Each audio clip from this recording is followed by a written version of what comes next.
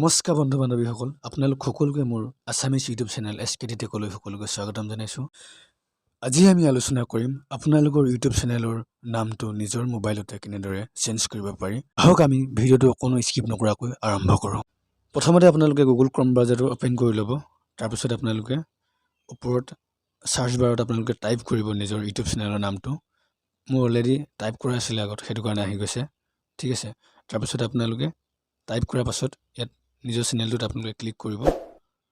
Click কৰাৰ পাছত আপোনালোকৰ ইয়াত দুটা অপশ্যন দেখা পাব, এটা এডিট চেনেল, এটা মেনেজ ভিডিঅ'ছ। আপোনালোকে এডিট চেনেলত ক্লিক কৰিব।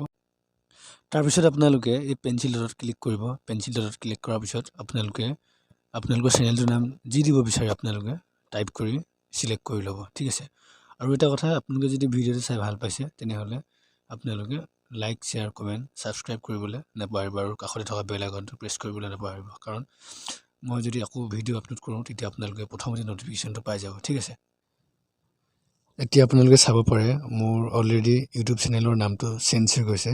আজিলৈ ভিডিঅ'টো ইমানেই।